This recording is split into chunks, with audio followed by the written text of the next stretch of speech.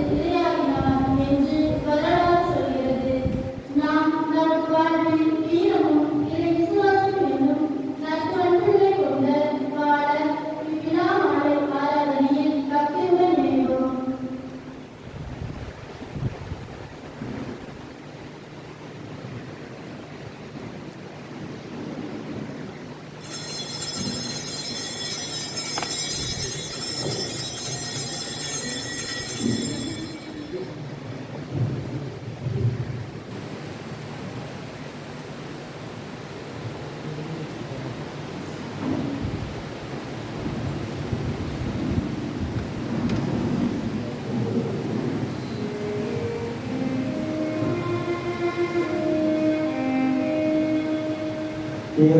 இறைவாயனுக்கு துணையாக வந்தவரோ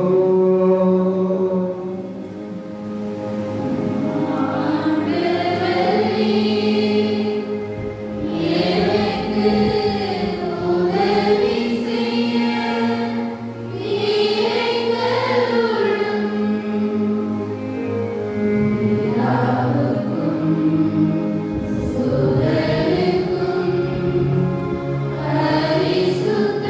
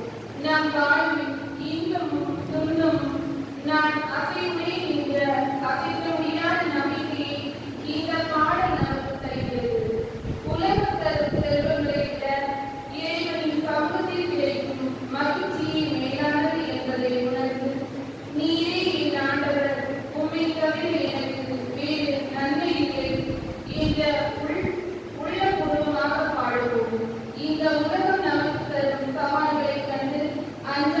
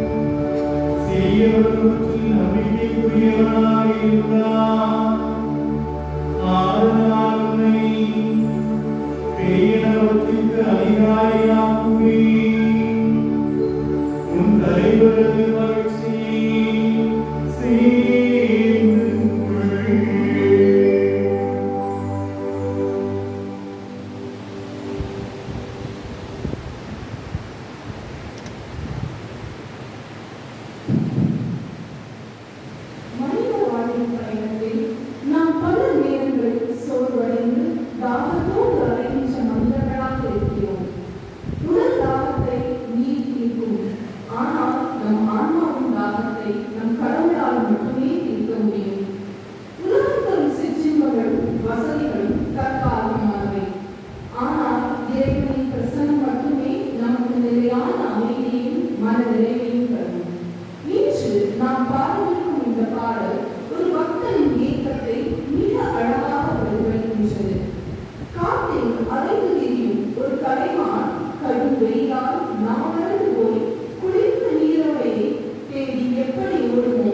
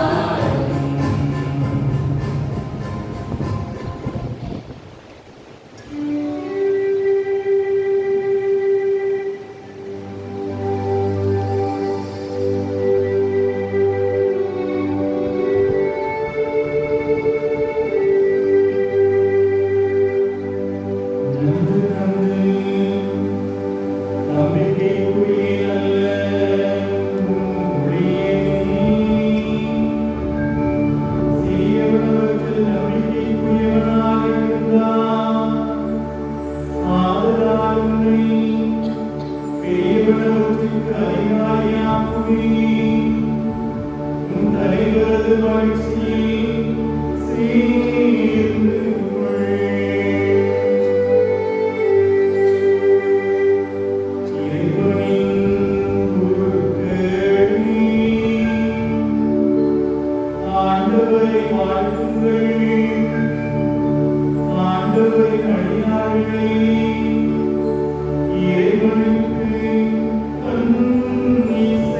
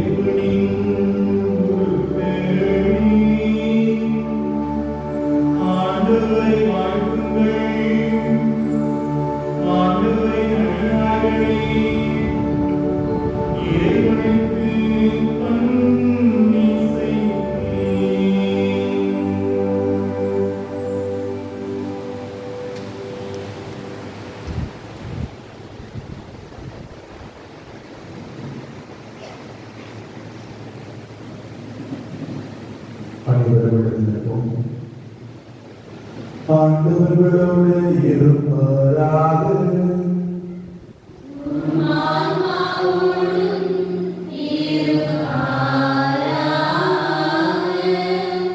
மத்திய எழுதிய தூய நற்செய்தியிலிருந்து வாசகம்.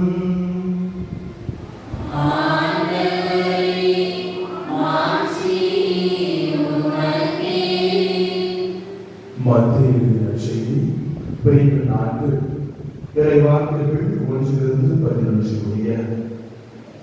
அதன்பின் இயேசு அழகினால் சோதிக்கப்படுவதற்காக பாலைநிலத்திற்கு தூய ஆவியால் அழைத்து செல்லப்பட்டார். அவர் 40 நாள் இரவும் பகலும் நோன்பிருந்தார். அதன்பின் பசியுற்றார். சோதிக்கிறவன் அவரை அணுகி, நீ இறைமகன் என்றால் இந்த கற்கள் அப்பமாகும்படி கட்டளையிடும் என்றார். அவர் மறுபடியாக, மனிதர் அப்பத்தினால் மட்டுமல்ல, மாறாக கடவுளின் வாய்ச்சொல் ஒவ்வொன்றாலும் வாழ்வர் என மறைநூலில் எழுதியுள்ளது என்றார். பின்னர் அழகு அவரை எருசலேம் திருநகரத்திற்கு கூட்டி சென்றது. கோவிலின் உயர்ந்த பகுதியில் அவரை நிறுத்தி, நீ இறைமகன் என்றால் கீழே குதியும், கடவுள் தம் தூதர்களுக்கு உம்மை குறித்து கட்டளையிடுவார், உமது கால் கல்லில் மோதாதபடி அவர்கள் தங்கள் கைகளில் உம்மை தாங்கிக் கொள்வார்கள் என்று மறைநூலில் எழுதியுள்ளது என்று அழகை அவரிடம் சொன்னது. இயேசு அதனிடம், உன் கடவுளாகிய ஆண்டவரை சோதிக்க வேண்டாம் எனவும் எழுதியுள்ளதே என்று சொன்னார். மறுபடியும் அழகை அவரை மிகுந்த உயர்ந்த ஒரு மலைக்கு கூட்டி சென்று உலக அரசுகள் அனைத்தையும் அவற்றின் மேன்மைகளையும் அவருக்கு காட்டி அவரிடம், நீ நெடுஞ்சான்களையாக விழுந்து என்னை வணங்கினால் இவை அனைத்தையும் உமக்கு தருவேன் என்றது. அப்பொழுது இயேசு அதனை பார்த்து, அகற்றுவோ சாத்தானே, உன் கடவுளாகிய ஆண்டவரை வணங்கி அவர் ஒருவருக்கே பணி செய் என்றும் மறைநூலில் எழுதியுள்ளது என்றார். பின்னர் அழகை அவரை விட்டு அகன்றது. உடனே வானதூதர் வந்து அவருக்கு பணிவிடை செய்தனர். ஆண்டவரின் அருள்வாக்கு.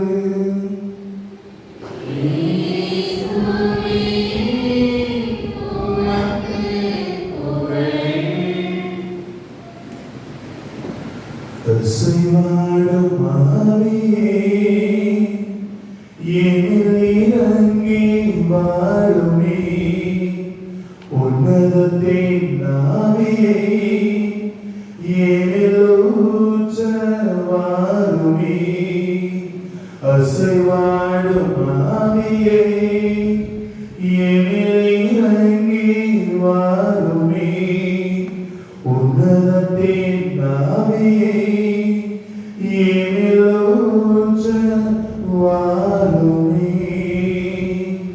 இறைவா, உடைய ஜோனா பார்க்கிறது போல நான் தூசியிலும் தூசி திருவிழும் திரும்ப அன்று இறைவாக்கினர்களை பயன்படுத்தியது போல இதோ ஒரு அறிக்கை வார்த்தையை பகிர என்னை பயன்படுத்தும். இயேசுவுக்கே புகழ், இயேசுவுக்கே நன்றி. மரியே வாழ்க. இயேசுவில் அன்புள்ளவர்களே, இந்த மாலை ஆராதனை வேளையில் உங்கள் அனைவருக்கும் புனித ஜார்ஜியாருக்காக திருவிழா எடுத்துக் கொண்டிருக்கிற உங்கள் அனைவருக்கும் திருவிழா வாழ்த்துக்களை மகிழ்ச்சியோடு தெரிவித்துக் கொள்கிறேன். எத்தனை பேர் ரொம்ப சந்தோஷமா இருக்கீங்க? இந்த கேள்வி கேட்டால் எந்த ஊர்லயுமே பதில் வராது. சொல்லுங்க, எத்தனை பேர் ரொம்ப சந்தோஷமா இருக்கீங்க? அந்த உடனே ஏன் சாமி கேட்கிறாங்க? சொல்லுங்க, எத்தனை பேர் ரொம்ப சந்தோஷமா இருக்கீங்க? ஆமாண்ணா இப்படி ஆடுங்க, இல்லைன்னா இப்படி ஆடுங்க. சந்தோஷமா இருந்தா இப்படி சொல்லுங்க, இல்லைன்னா இப்படி ஆடுங்க. எதனா ஒண்ணு தெளிவா செய்யணும் வாழ்க்கையை. சொல்லுங்க, எத்தனை பேர் ரொம்ப சந்தோஷமா இருக்கீங்க? திருவிழா கொண்டாடுறீங்க? சோகமா கொண்டாடுறீங்களா? வேதனையோட கொண்டாடுறீங்களா?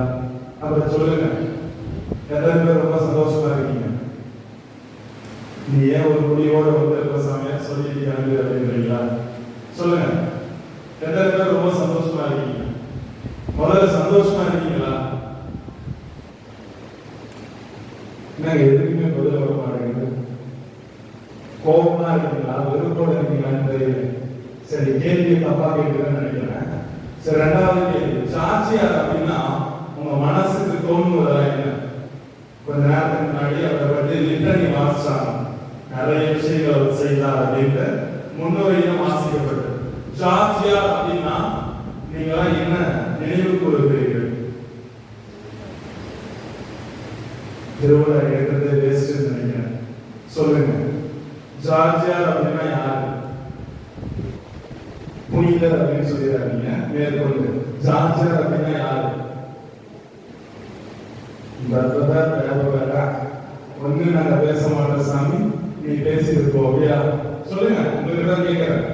ரொம்ப கஷ்டமான கேள்வியா? இல்ல இல்ல, முன்னுரையில அழகா வாசிச்சாங்க ஜார்ஜியார் யார் அப்படின்ட்டு. அதே போல அவரை நோக்கி ஜெபங்களையும் கொஞ்ச நேரத்துக்கு முன்னாடி நீங்க சொன்னீங்க. அந்த அம்மா மாதிரி சொன்னாங்க, நாங்க பாட்டி வேண்டிக்கோங்கன்னு சொன்ன சாமி அப்படிங்களா? சொல்லுங்க, ஜார்ஜியார் அப்படின்னா உங்க மனசுக்கு தோன்றுவதா என்ன? அழகில் விரட்டுபவர், படை வீரர். கொஞ்சம் சத்தமாக, காது கொஞ்சம் கேட்காது, சத்தமா. படை வீரர், அழகில் விரட்டுபவர். அப்புறம் ஏதோ ஒரு முடிவோட சாமியை நீங்க வந்திருக்கா, அதை சொல்லிட்டு கிளம்புப்பா அப்படின்றீங்களா?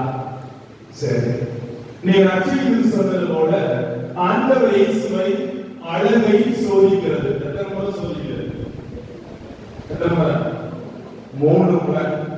இதே செயலை சாத்தியாரோடு ஒப்புக் கொடுக்கிற பொழுது அன்று அந்த சூனியக்காரி இவரையும் 3 முறை சோதிக்கிறார். ஒன்று, நீ எனக்கு தலைவணங்கி எனக்கு ஊழியம் செய்வனாக மாறினார் என்றால் என்னவருக்கிற சக்திகளை எல்லாம் கொடுத்து உன்னை சிறந்தவனாக உயர்த்துவேன் என்று அந்த சாட்சியாரை நோக்கி சொல்லப்படுகிறார். ஆனால் அவர் உள்ளத்திலே ஜெபித்தது ஒரே ஜெபம் தான், நான் ஆண்டவருக்குரியவன், நான் கடவுளை மட்டுமே எனது உரிமை சொத்தாக வைத்திருக்கிறேன், ஆகவே நான் அவரை விட்டு பிரிய மாட்டேன் என்று சொல்கிறார். இரண்டாவது முறை ஒரு அதிசய குதிரையை அவருக்கு கொடுத்து, இதில் பயணம் செய்கிற பொழுது நீ வெற்றி அனைத்தையும் பெற்றுக் கொள்வார், ஆகவே நீ எனக்கு தலைவணங்கி விடு என்று கேட்கிறார். அப்பொழுதுமே அவர் சொல்றார், நான் கடவுள் ஒருவருக்கு மட்டுமே உரிமை சொத்தானவன், அவருக்கு மட்டுமே ஊழியம் செய்து அவரையே நம்பி இருப்பேன் என்று சொல்கிறார். மூன்றாவது முறையாக ஒரு அதிசய வாளை கொடுத்து, இந்த வாளினால் நீ அனைத்து நன்மைகளையும் வெற்றிகளையும் குவிக்க முடியும், ஆகவே நீ எனக்கு தலைவணங்கி விடுவாயா என்று 3ஆம் முறை அந்த சூனியக்காரி கேட்ட பொழுது அவர் மீண்டும் சொல்கிறார், நான் கடவுளுக்கு அர்ப்பணமானவன், கடவுளையே நம்பி இருப்பேன், கடவுளை தவிர எனக்கு வேறு என்றும் தேவையில்லை என்று சொல்லி அதை முறியடித்ததாக வரலாற்று உண்மைகள் பலவாறு சொல்லப்படுகிறது. இந்த ஜார்ஜியாரை பற்றி நினைத்தோம் என்றால் நிறைய புனைக்கதைகள், நிறைய வரலாற்று உண்மைகளுக்கு அடுக்கிக் கொண்டே போகலாம். ஆனால் இவருக்குள் இருந்த ஆழமான செயல் என்னவென்றால் நம்பிக்கையின் வழியாக வெற்றி பெற்ற புனிதர் என்று அழைக்கப்படுகிறார். எவ்வாறு அழகை சோதித்த பொழுது இறைவார்த்தையை நம்பிக்கையின் அடித்தளமாக வைத்து ஆண்டவர் இயேசு வெற்றிகளை குவித்தாரோ, அதே போல இவரும் நம்பிக்கை என்ற ஒற்றை வரியினால் தான் அனைத்து அதிசயங்களையும் அற்புதங்களையும் அவரால் செய்ய முடிந்தது என்று வரலாற்று உண்மைகள் சொல்லப்படுகிறது. ஒரு நாள் இந்த மனிதன் மட்டும் கையிலே மெழுகுதிரியை ஏற்றி அந்த தெருவிலே படம் வந்து கொண்டிருக்கிறார். பங்குனி வெயில் பல்லை இழுத்துக் கொண்டு சுட்டெரித்துக் கொண்டிருக்கிறார். ஆனால் இந்த மனிதன் மட்டும் கையில் மெழுகுதிரியோடு வளர்கிறார். அனைவருக்கும் ஆச்சரியமாக இருக்கிறது. எல்லோரும் இவனுக்கு என்ன பைத்தியம் முடித்து விட்டதா, பங்குனி வெயில் பல்லை இழுத்துக் கொண்டிருக்கிற வேளையில் கையில் மெழுகுதிரியோடு சென்று கொண்டிருக்கிறானே என்று அவரை எள்ளி நகைக்கிறார்கள் ஒரு கூட்டம். பார்த்து பார்த்து பொறுத்து மனிதன் அருகிலே சென்று கேள்வி கேட்கிறார். உனக்கு என்ன மூளைகளை கெட்டு போச்சா? பங்குனி வெயில் பல்ல எடுக்கும் போது கையில மெழுகுத்திரியோடு நடந்து கொண்டிருக்கிறாயே என்று கேள்வி எழுப்பி உள்ளது. அந்த மனிதன் அருமையான ஒரு பதிலை சொன்னான். ஆம், நான் கையிலே மெழுகுத்திரியோடு நடந்து கொண்டிருக்கிறேன் என்றால் நான் மனிதனை தொலைத்து விட்டேன், ஆகவே மனிதனை தேடி கொண்டிருக்கிறேன் என்று சொல்றார். இதை கேட்டவுடனே கேள்வி கேட்ட மனிதனுக்கு மிகவும் கோபம் வருகிறது. அந்த கோபத்தோடு கேட்கிறார், எங்களை எல்லாம் பார்த்தா அவருக்கு மனுஷனா தெரியலையா? மீண்டும் அந்த மனிதன் சொல்றார், நான் மனிதனை தொலைத்து விட்டேன், மனிதனை தேடி கொண்டிருக்கிறேன் என்று. ஆமாம், நாம் முழுமையாக வெற்றி வீரராக விழா கொண்டாடும் இந்த அற்புத புனிதர் நமது வாழ்க்கையிலே ஒரு உண்மையை சொல்ல இருக்கிறார். அது என்னவென்றால், இன்று நமக்குள் மனிதத்துவமும் இறைவனை நோக்கி எழுப்புகின்ற அந்த நம்பிக்கையின் மேன்மையும் அறவே இழந்து ஒரு சமுதாயத்தை தான் நீங்களும் நானும் வாழ்ந்து கொண்டிருக்கிறோம். ஆகவே நமது வாழ்க்கையிலே ஒவ்வொரு நாளுமே நம்பிக்கை உள்ள மனிதர்களாக தளத்தோங்கி விசுவாசத்தை நிலைத்திருக்கிற பொழுது இறைவனின் அருள் நமக்கு கொடுக்கப்படுகிறது. ஆனால் இன்று அந்த விசுவாசத்தில் நிலைத்திருக்கிறோமா? உண்மையிலே மனுஷங்கிட்ட மனிதத்துவம் இருக்குதா அப்படின்னு பார்த்தோம் அப்படின்னா கண்டிப்பாக இன்றைய காலகட்டத்தில் மனிதன் மனிதனை தொலைத்து மனிதத்துவத்தை தொலைத்து தேடி கொண்டிருக்கிறான் என்பதுதான் யதார்த்த உண்மையாக இருக்கிறது. நம்ம முன்னாடி கடவுள் வந்து நிற்கிறாரு, அதே போல நமக்கு முன்னாடி பல கோடி சொத்து மதிப்பு வைக்கப்படுகிறது. எதை முதல்ல எடுப்போம்? கோயில்ல இருப்பாங்க, உண்மை சொல்லுங்க. கடவுள் நமக்கு முன்னாடி இருக்கிறாரு, அதே போல பல கோடி சொத்து மதிப்பு நமக்கு முன்னால் வைக்கப்படுகிறது. எதை முதலிலே நாம் சென்று எடுப்போம்?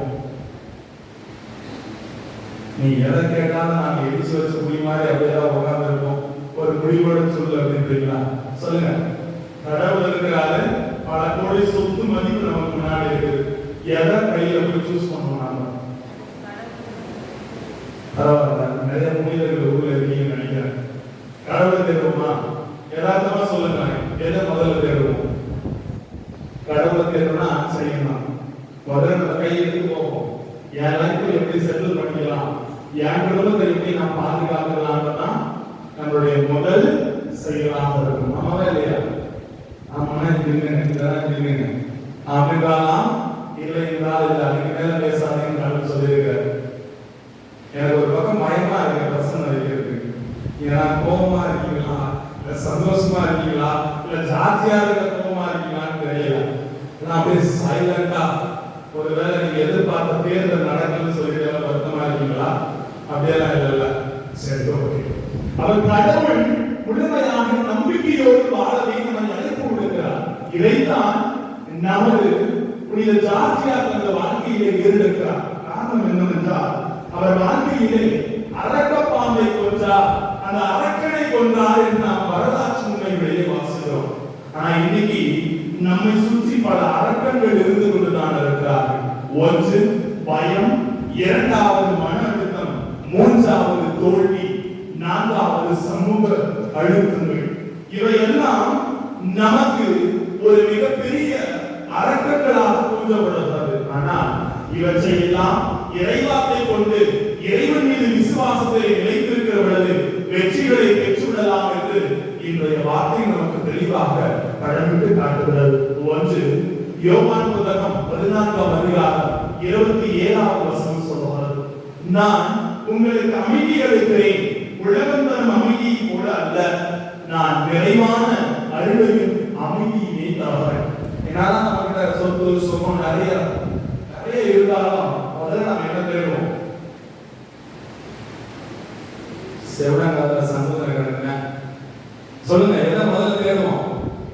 என்னதான் நம்ம கிட்ட இருந்தாலும் எதை தேடுவோம்? மனசுக்கு தினமும் நைட்டு நிம்மதியா ஒரு வேலை சாப்பிட்டு நிம்மதியா தூங்கினா போதுன்னு எல்லாருமே நினைப்போம். நான் சமீபத்துல ஒருத்தரை சந்தித்தேன், மிகப்பெரிய செல்வந்தர்.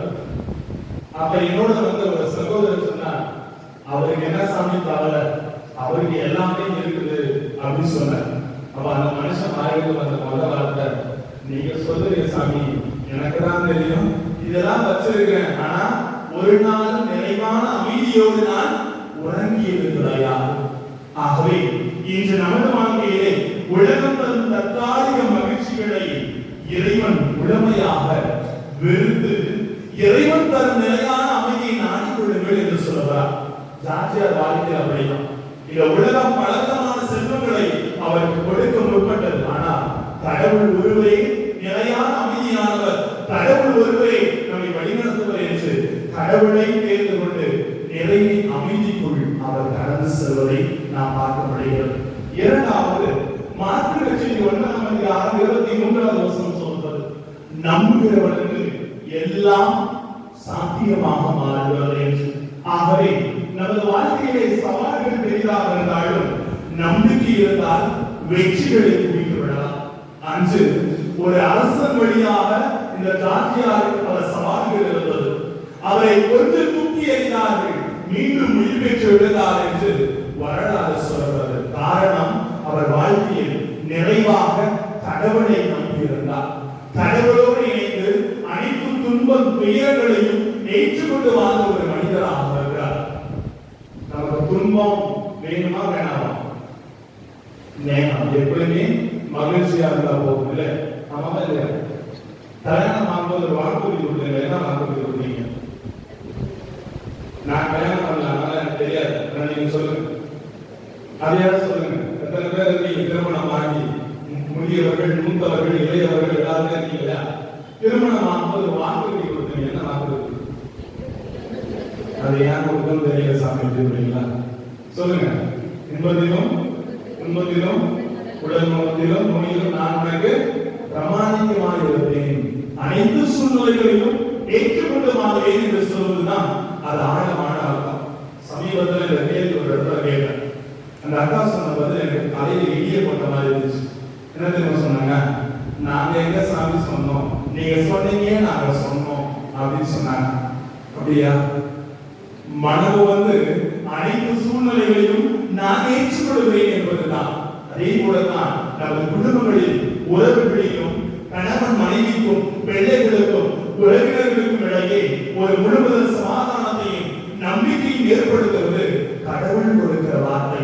அந்த வார்த்தையை தான் நாம் வாக்குறுதிகளாக கொடுத்திருக்கிறோம். எனவே அந்த வாக்குறுதி நினைத்திருந்து கடவுளே எனக்கு முழுவதும் நன்மை என்பதை அறிந்து வாழ வேண்டும் என்று சொல்லப்படுகிறது. மூன்றாவது, திருப்பாடல் 118:6 சொல்கிறது, இறைவன் மட்டுமே எனக்கு துணை, நான் ஒருபோதும் எதற்கும் அஞ்ச மாட்டேன் என்று சொல்லப்படுகிறது. பயம் வந்தாலும் நாம் தனியாக இல்லை, இறைவன் நம்மோடு இருக்கிறார் என்ற உணர்வு நமக்குள் வேண்டும் என்பதை இந்த புனிதர் நமக்கு தெளிவுபடுத்துகிறார். எதை குறித்தும் அவர் பயப்படவில்லை. தன்னை கொல்ல போகிறார்கள், தன்னை அடித்து சித்திரவதை செய்ய போகிறார்கள் என்பது அனைத்தையும் அவர் தெரிந்து வைத்திருந்தார். ஆனால் எனக்கு இறைவன் துணையாக இருக்கிறார், எனக்கு கடவுள் வழிவகை செய்கிறார் என்பதை அவர் ஆழமாக நம்பியிருந்தார். நான்காவது, ரோமையர் புத்தகம் 12:21 சொல்கிறது என்னவென்றால், நன்மையால் தீமையை வெல்லுங்கள் என்று சொல்கிறார். புனித ஜார்ஜியார் அழகாக இங்கே நமக்கு சுட்டி காட்டுகிறார். அன்பு உண்மையும் தான் உண்மையான ஆயுதம் என்பதை அவர் தெளிவுபடுத்துகிறார். ஆகவே அவர் வாழ்க்கையிலே பல நன்மைகளை செய்திருக்கிறார்.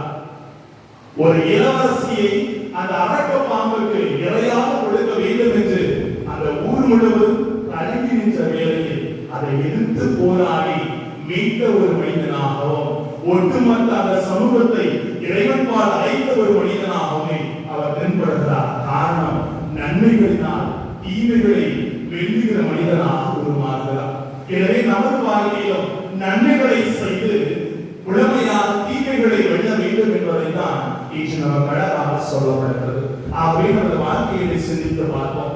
ஒரு நாள் ஒரு குருவிடம் ஒரு மாணவன் ஒரு கேள்வி கேட்கிறார். குருவே, எனக்கு மிகுந்த ஞானம் வேண்டும், அதை நீ எனக்கு தர முடியுமா என்று சொன்ன உடனே அந்த குரு அந்த மாணவனை பார்த்து கேட்கிறார், காபி குடிக்கிறியாப்பா அப்படின்னு கேள்வி கேட்டார். சரி குடிக்கிற குருவே அப்படின்னு சொன்ன உடனே ஒரு கப்பையும் ஒரு குடுவையும் கொண்டு வரப்படுகிறார். அந்த அதிலே அந்த காஃபியை ஊற்ற ஆரம்பிக்கிறார். அந்த குடுவையிலிருந்து அந்த கப்புக்கு காஃபியை ஊற்றுகிற பொழுது அது முழுமையாக நிரம்பி வழிந்தோடி கொண்டிருக்கிறது.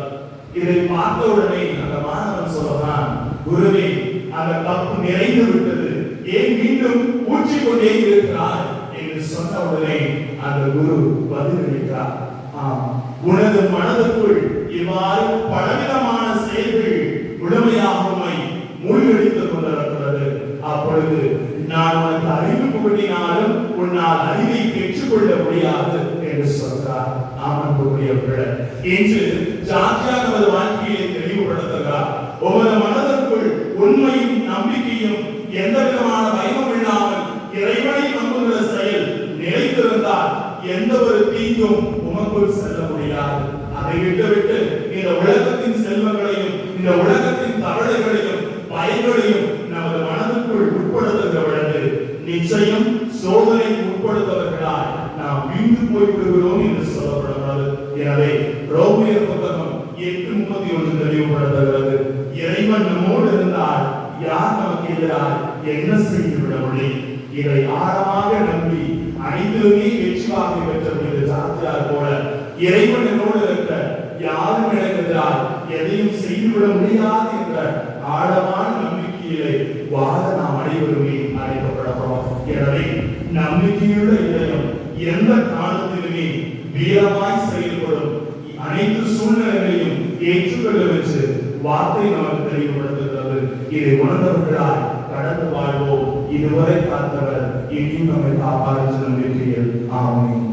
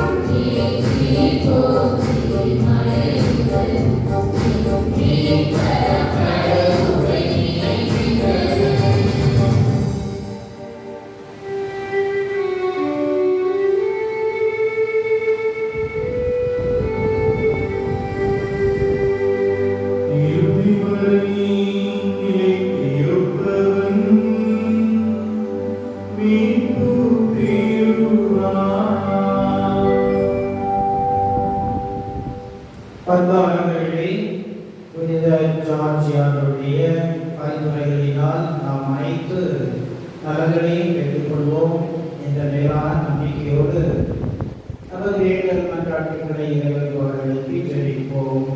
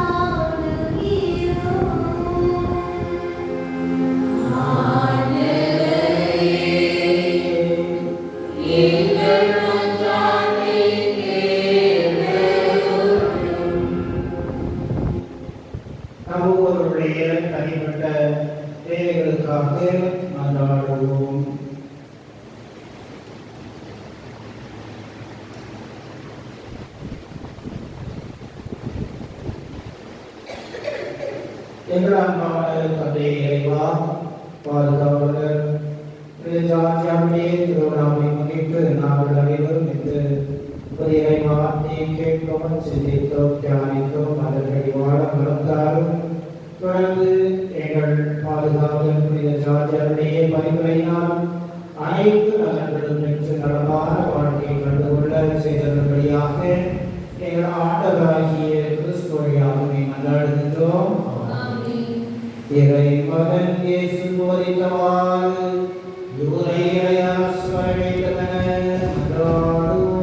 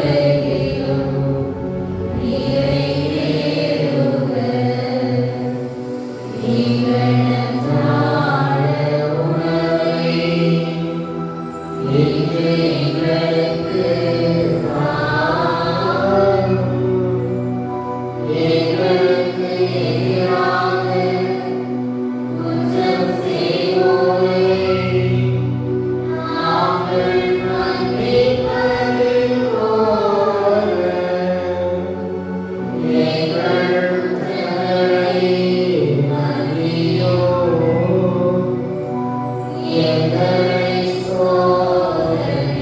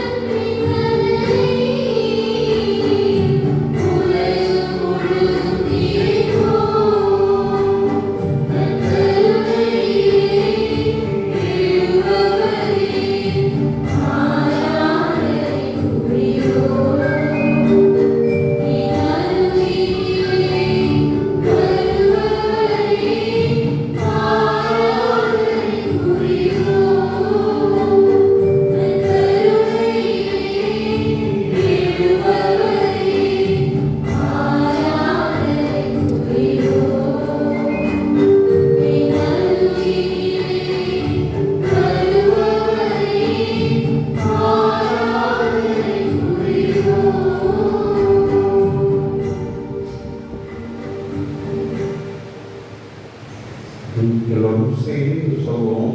என் தேவனை நான் உம்மை விசுவசிக்கிறேன். என் தேவனே நான் உம்மை ஆராதிக்கிறேன்.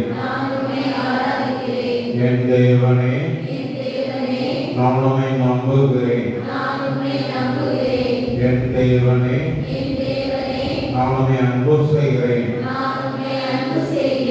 உம்மை விசுவசிக்காதவர்களுக்காகவும் உம்மை ஆராதிக்காதவர்களுக்காகவும் உம்மை நம்பாதவர்களுக்காகவும் உம்மை அன்பு செய்யாதவர்களுக்காகவும் உமது மன்னிப்பை கேட்கிறேன்.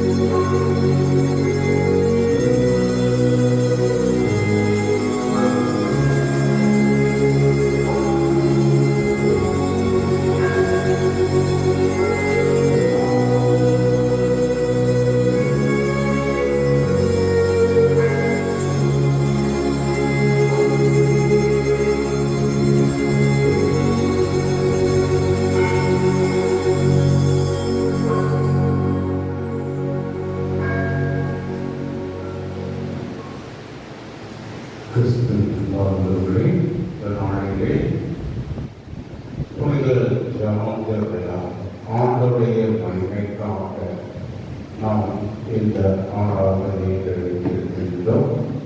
இந்த ஆராதனை தண்டனைக்கு தலைமையேற்று நமக்காக ஜெபித்தவர்கள் தந்தை அருள் தந்தையவர்களுக்கு நம்மை நன்றியும் ஜெபங்கள் எப்பொழுதுமே நமக்கு வந்து உதவி செய்கிறவர்கள் தந்தை நல்சன் கப்பச்சேரி சபை அருமையாக அவர்களை ஆற்றினார்.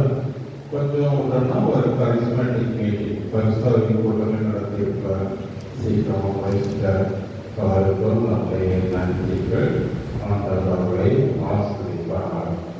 நாளைக்கு நம்முடைய புனிதருடைய திருவிழா காலையில் 7:30 மணிக்கு ஜெபமாலை தொடர்ந்து ஆடவர் கூட்டு திருப்பணி நடைபெறும். அனைவரும் வாருங்கள். புனிதர் நமக்காக பரிந்துரைச்சுவார்.